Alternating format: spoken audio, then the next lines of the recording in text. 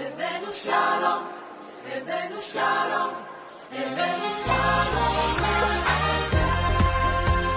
సర్వ సృష్టికర్త, జీవన మరణదాత, సర్వేశ్వరుడైన ఘనమైన యేసు ప్రభువారి దివ్యనామంలో యూట్యూబ్ ద్వారా వీక్షిస్తున్న మీకు అందరికీ శుభములు, దీవెనలు తెలియజేస్తున్నాను. రండి, ఈ ప్రభుదిన ముందు క్రొత్త నిబంధనలో 2వ సువార్త మార్కు సువార్త. గడిచిన వారము గ్రంథ విశ్లేషణ చేశాము. ఈ వారము ఆత్మీయ విశ్లేషణ చేద్దాం.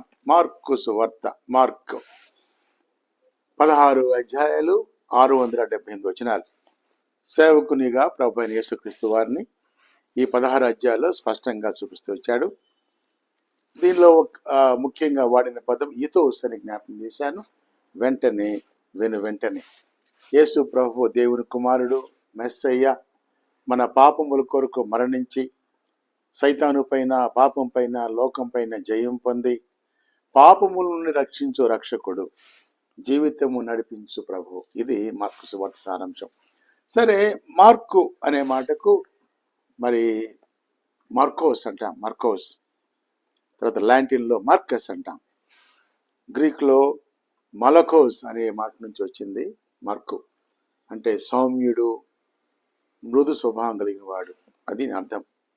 సరే, మార్కు సువార్తల్లో ఆత్మీయ విశ్లేషణలో 3 విషయాలు జ్ఞాపకం చేసుకుంటాం. ప్రభు అయిన యేసుక్రీస్తు వారు మరి ప్రస్ఫుటంగా కనపడుతున్నారు. అలాగే ప్రభు అయిన యేసుక్రీస్తు వారి ఆత్మ, దేవుని ఆత్మ ఎక్కడుంది. మూడవది ఏంటంటే నేటి కాలానికి ఎలా అన్వయించుకోవాలి. ఇలాగా 3 విషయాలు చూస్తూ ఉంటాం. సరే, ముఖ్యమైన the key words is taken from chapter 8 verse 34. ముఖ్యమైన మాట నేను చదువుతున్నాను. మార్కు సువార్త 8:34. నన్ను వెంబడింపగోరువాడు తన్ను తాను ఉపేక్షించుకొని తన సిలువనెత్తుకొని నన్ను వెంబడింపవలెను. నన్ను వెంబడింపగోరువాడు తన్ను తాను ఉపేక్షించుకొని తన సిలువనెత్తుకొని నన్ను వెంబడింపవలెను. అద్భుతమైన మాట. ఈ సిలువ అనే మాట దాదాపుగా 11 సార్లు మార్కు గారు రాస్తున్నాడు. సిలువ, సిలువ, సిలువ. అంటే సిలువ అనే మాట బైబిల్లో కొత్త నిబంధనలో 75 సార్లు పైగా వచ్చింది. అలాగే ఎందుకంటే మరి ఇక్కడేమో సిలువ అనే మాట 8:34, 15:13, 15:15, 15:20, 15:21, 24, 25, 28, 30, 32, 16:6 ఇలాగా 11 సార్లు సిలువ. సరే, సిలువ గురించి కొత్త నిబంధనలు అద్భుతంగా పౌలు గారు చెప్పినట్లుగానే దాని లేక సూక్ష్మంలో చెప్పాలంటే సిలువ అపోస్తుల కార్యంలో 2:36 ఏముంటున్నాడంటే, సిలువ వేయబడిన ఈ యేసునే దేవుడు ప్రభువుగాను క్రీస్తుగాను నియమించెను. సో సిలువ దేవుని శక్తి, సిలువ దేవునితో సమాధానము, సిలువ పరలోకానికి తీసుకుని వెళ్తుంది. ఇది ఆ భావము. సరే, మార్కు సువార్త ఆత్మీయంగా చూసుకుంటే ఇది అంటే ఒక క్రియారూపకమైన సువార్త. It's a practical gospel. క్రియారూపకమైన సువార్త. ప్రభువారి మాటల్లో ఆయన కార్యములను సూచించిన సువార్త. రెండవది, రోమ్ ప్రాంతంలో ఉన్నవారికి వ్రాయబడిన సువార్త. యూదుల సాంప్రదాయాలు వ్రాసినప్పటికీ యూదా వంశావళి రాయలేదు. ఎందుకంటే యేసు ప్రభువారిని ఒక సేవకుడిగా మార్కు చూపిస్తున్నాడు.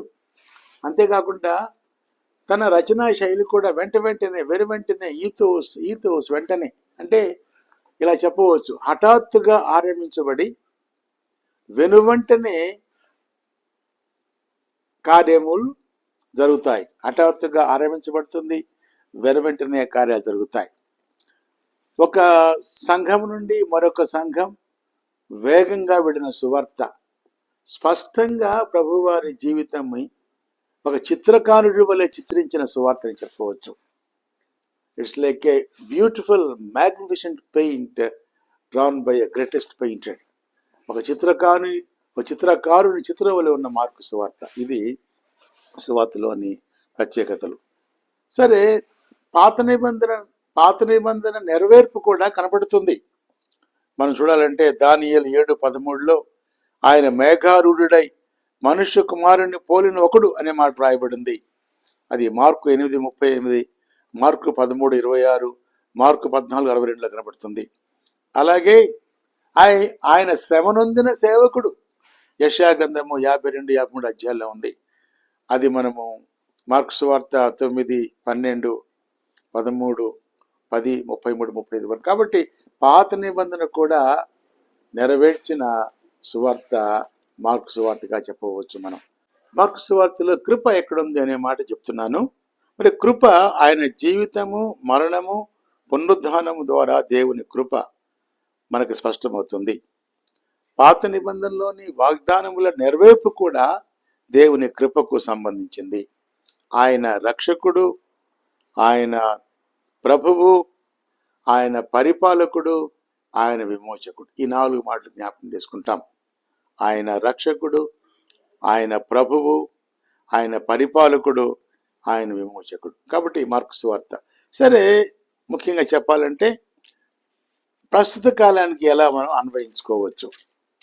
ప్రస్తుత కాలానికి అంటే ప్రభు అయిన యేసుక్రీస్తు వారి అధికారం అప్పుడు ఉంది, ఇప్పుడు ఉంది.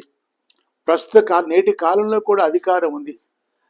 మీరు జాగ్రత్తగా చదివితే 14వ అధ్యాయము 14:50 చూస్తే ఆయన యేసు ప్రభు వారికి అధికారం ఉంది. కాబట్టి ప్రస్తుత కాలం కూడా ఆయన అధికారం కలిగిన వాడిని. ముందుగా చెప్పినట్లుగా ఆయన రక్షకుడు, ప్రభువు, పరిపాలకుడు, ఆయన విమోచకుడు. ఈ పక్షంగా, నా పక్షంగా.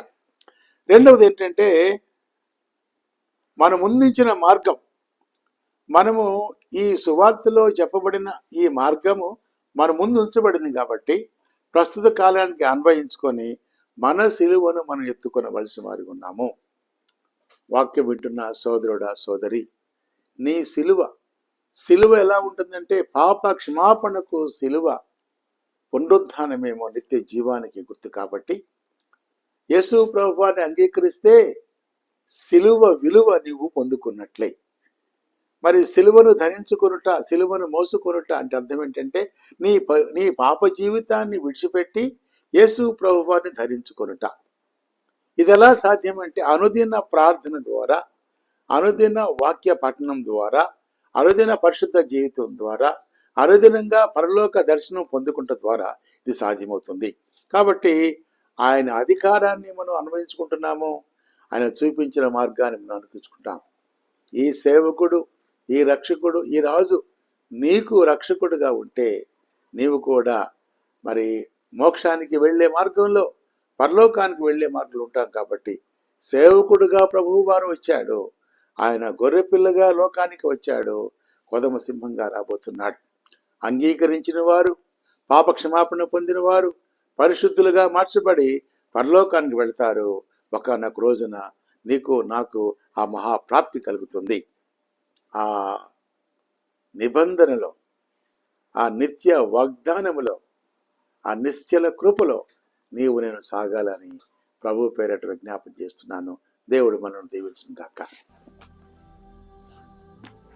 మహాకృపగల తండ్రి, మా ప్రేమ గల నాయన ప్రభువా, ఈ ప్రభుదిన మందు మార్కు సువార్తలోని ఆత్మీయ కోణాలు మేము ధ్యానించాం ప్రభువా. అవును ప్రభువా, మీరు రక్షకుడు, మీరు విమోచకుడు, మీరు పరిపాలకుడు, మీరు ప్రభు తండ్రి. నా సిలువను ఎత్తుకుని నేను నా స్వయాన్ని విసర్జించి, నా సొంత ఆలోచనలు విసర్జించి భక్తి మార్గంలో, పరిశుద్ధ మార్గంలో, నీతి మార్గంలో, రక్షణ మార్గంలో జీవించేవాడికి సహాయం చేయమని సేవకుడిగా ప్రభు మీరు వచ్చారు తండ్రి. నేను నీకు సేవకుడిగా మార్చబడటానికి మీరు మరణించారు. నేను జీవించాలని మీరు మరణించారు. కాబట్టి ప్రభువా, మీ మరణ పునరుద్ధారాల ఆ పునరుజ్జీవాన్ని మేము పొందుకున్న వారిగా సహాయం చేయమని వాక్యం వింటున్న ప్రతి బిడ్డను తాకి స్పందించి వారి జీవితాలు దీవెనకరంగా చేయమని, వెలుగుకరంగా చేయమని, దీవించబడిన వారిగా చేయమని యేసు ప్రభు నామములో ప్రార్థించి అడిగి వేడుకొంచున్నాం తండ్రి. ఆమేన్, ఆమేన్, ఆమేన్. తండ్రి, కుమార, పరిశుద్ధాత్మ దేవుని సన్నిధి, సహాయము, సహవాసము, సమాధానము, సన్నిధి, సంతోషము మనకు, మన బిడ్డలకు, ప్రభు బిడ్డలకు మన జీవితకాల పర్యంతము తోడయుండును గాక. Amen. Shalom and blessing to you all. దేవుడు మనల్ని దీవించును గాక. ఆమేన్.